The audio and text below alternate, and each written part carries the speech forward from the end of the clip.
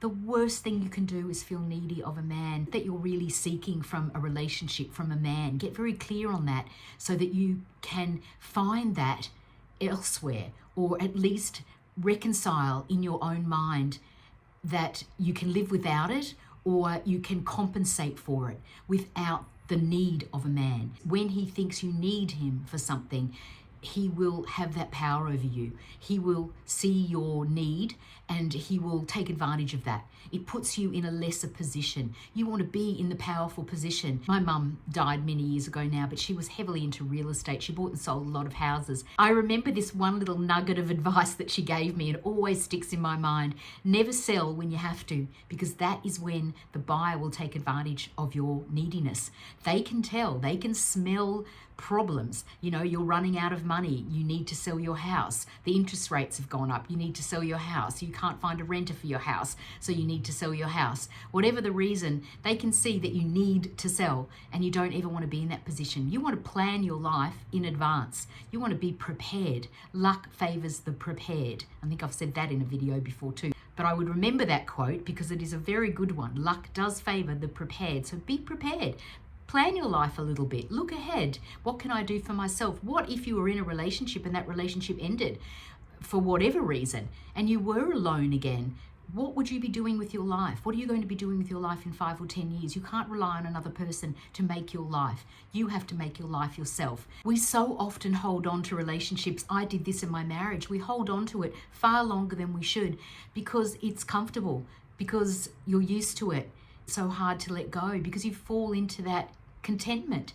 And again, you let them have power over you because they think, well, she's never going to leave. You've got to start planning ahead. And I did a video on this a few weeks back now, but how to prepare to leave someone that you actually still probably love, but you know is not good for you. That was the situation I was in. I was still in love, but I had to leave him because this situation was not good for me. I was not healthy, and I knew that the future did not look bright for me. So I decided to leave, but I had to plan to leave. It took a while. So these things don't happen overnight, but don't hold on to things that are not right for you. If you are not feeling empowered and happy, then you're living half a life. And that's not a way to live. You want to live a happy, full life. All the time, as much as you can anyway. I'm Lizzie. If you're enjoying the content today, give it the thumbs up. And if you would, please subscribe. It really helps the algorithm. The only way I can grow the channel is with your help. So thank you. I was chatting to a girlfriend the other day who came out of a marriage a couple of years ago. She got straight into the dating scene, and I could see one in particular who she got quite attached to was just not right for her. She talked about him endlessly. I listened, and she was making all the excuses for him all the time. It's the same scenario that we all do. We make excuses for these guys who don't treat us well. Finally, in this conversation, she said, "Oh, Lizzie, I've broken up with him. It's all over." And I'm like, "Oh, thank goodness. I knew this wasn't right for you." She went, "Oh, how come you knew and so many of my girlfriends knew? Why is it that we can see it from the outside, but we can't see it when it's happening to us?" I was also in a relationship like this, straight out of my 20-year marriage, the first person I dated, I got very attached to.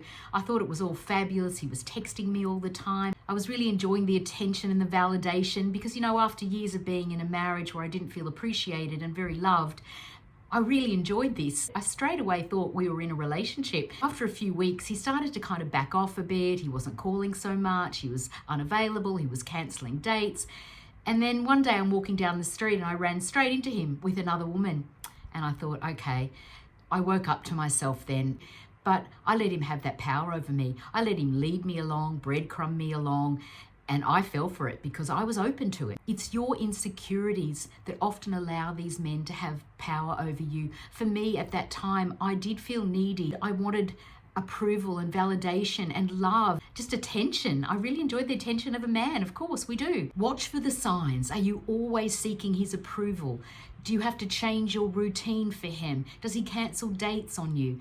Do you just feel sad all the time? Are you always second guessing everything? Do you just not feel secure in this relationship? The right guy will make you feel loved, secure, safe, happy. He's the guy that you want in your life, and he's out there But you just have to move away from these men that are disempowering you, that are taking advantage of your insecurities and your need for love. I know you want to be loved. I want to be loved. We all do. But it's not worth the heartache. You're better off to build a life that you love, that you feel secure and empowered in. I want you to be a strong, empowered woman that only allows these men into your life on your terms. I want you to really start building a life that you love. Not one that you half love, but one that you're excited to wake up for in the morning. Find things that light you up, that excite you. What is it that you are passionate about? There must be something that makes you excited other than just dating some guy who's not treating you right. Think about this. You could start a little online business. That's what I did, and I got a mentor to help me do that. She really helped me to move my life forward, to have something in my life other than just a relationship. I've got more in my life going on now than I ever have before, and I've got a wonderful relationship. And that's why it works so well, because I'm so busy doing all the things that I love. If there are things that you're passionate about, think about starting a YouTube channel. A very feminine thing to do is to be a creator, to spend time writing, creating content for YouTube. What is it that you like talking about? Are you a cook? Are you good at craft? Are you a sewer? Do you have great makeup tips that you could share? Maybe you've just had a baby and you've got tips for other mothers. Maybe you're going through menopause and you could share that journey. There are lots of people out there that are interested in your story. You may have some insight from your life that you could share with the world. Who cares if no one's even watching? Do it for you. Even if you start a YouTube channel and you just keep it private, just for you, or just for you and your family. Make a YouTube diary.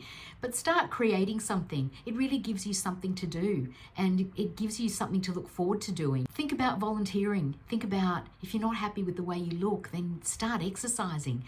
Join a Pilates class, join a yoga class, join a gym. Just start walking. Buy a new pair of walking shoes. That'll get you out there for sure. Catch up with a friend that you haven't seen for ages, someone who can give you a different perspective on life, someone who's doing things with her life that she can motivate you and inspire you. Setting goals and having things to look forward to builds self-confidence. It makes you feel validated. You get approval and validation from the work that you're doing, from other people. You don't look for it as much then from a man. If you're needy of love, you're allowing a man to overpower you. So find that love from somewhere else. I would love you to read my book, Magnetic Attraction. I think you will find it very helpful whether you're in a relationship, out of a relationship, or just looking for a great relationship. You need to learn the twin laws of attraction. It really helped me, changed my whole love life, and I know it will do the same for you.